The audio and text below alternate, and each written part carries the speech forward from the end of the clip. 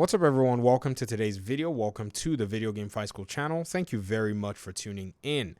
So I have finally gone ahead to do my homework, which is exploring some of the storylines that surround the Suicide Squad and the Justice League. Now, apparently, when the Suicide Squad Killed the Justice League game was revealed, there seemed to be some mixed feelings as to why Rocksteady would take this particular approach. Because for the most part, the Suicide Squad are not necessarily as popular in terms of the DC plethora of characters, maybe even anti-heroes or whatever you want to call them. But apparently, this particular premise is actually being extracted, and this is the game, from an established comic book series, which is actually called Justice League versus the Suicide Squad. Now, this is actually a series of books, and the literature is actually quite interesting. In fact, there's so much action, so many story points, and a lot of relationships between the characters from these two groups that I was pleasantly surprised after going through the material and actually seeing that, man, this is actually a very interesting premise. For those of you who may be thinking about maybe going ahead to look at some of the literary aspects of this, you can purchase the comic series. I have the digital copy and I was able to quickly look through it. In fact, I went ahead to watch the comics explained version of it because that's a lot more action packed. And then I was just kind of like flipping through just to follow to be able to kind of see exactly what the synopsis would be. And I wanted to give myself an overview and say, okay, how is this particular premise going to work and what is it going to look like? Now, the answer to that is it will depend on how the developers decide to go with their development, with their narrative, and how they intend to implement the game from a gameplay perspective. But I can say that the premise is actually very interesting from a story point of view. Now, other things that are probably interesting would be where we have to wait to see a lot more answers regarding gameplay structure, because the Suicide Squad game is very interesting because the Suicide Squad group that's actually been chosen is just slightly different from what you're going to see in the comic books, and the members of the Justice League that we're actually seeing seem to be playing a very different role than they did. In fact, if you read the comics, you're going to find out that the villain or the main villains in this particular approach is different from Brainiac, whom we see here. So there are similarities and there are a lot of differences. This is not unusual. I mean, if you think about it, Gotham Knights is doing something that's actually quite similar in a sense. They're taking a lot of what they have in the literature and implementing it with their Gotham Knights game. But I have to say, though, that Gotham Knights, even though it's a game that I'm looking forward to, seems to not necessarily have a premise that's, in a sense, as interesting as a Suicide Squad game.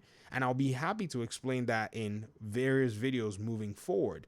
Now, one really interesting thing, too, that we have to pretty much come to terms with is the Suicide Squad narrative really does bring these characters to life, and their relationship with the Justice League from the canon, and that's probably from the comics, wherever it is you want to kind of extract it from, is a love-hate relationship. So even though Amanda Waller might be pushing them to kill the Justice League or whatever it is, it seems like she has ulterior motives. In fact, I think this particular game is going to see some very interesting plot twists all over the place. This is what's going to make the game very engaging if the writers are happy to tell it in a very solid way.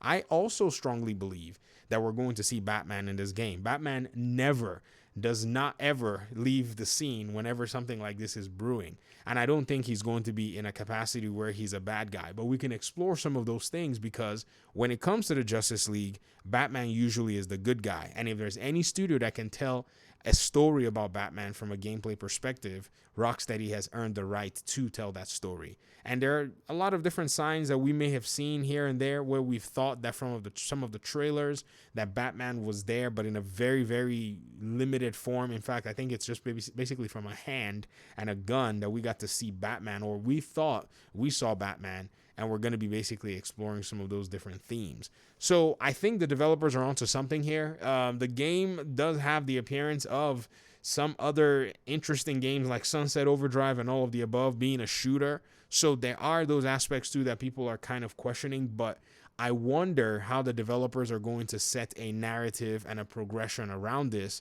And until we start seeing more, it's going to be very challenging to be able to wrap my mind around it. So what we're going to be doing from now henceforth is we're going to be looking at these story aspects. We're going to be looking at plot lines, and I think it's really going to start to, in a sense, create a cohesive package as to how this game is going to flow. Hopefully we get to see a little bit more from the developers. Since this is a 2023 release, we haven't necessarily seen much, and at this point in time, I think that's where we probably need to extract a lot more information from. So there's a lot of exciting stuff ahead. Superman is a very big deal in this entire conversation, and then the possibility of actually having maybe more members of the Suicide Squad and more members of the Justice League being featured in this game is a big prospect for a lot of people. So I just wanted to go ahead and just pretty much put this synopsis down here. And for those of you who want to follow the series that I'm going to be doing in terms of videos, you can go ahead and get yourself a copy of the comics. And if you don't want to, that's fine. We can just explore whatever it is that we're able to find and glean surrounding this particular game. So thanks so much for watching the video. I really appreciate you guys' time and audience, and hopefully we'll talk very soon. Peace out.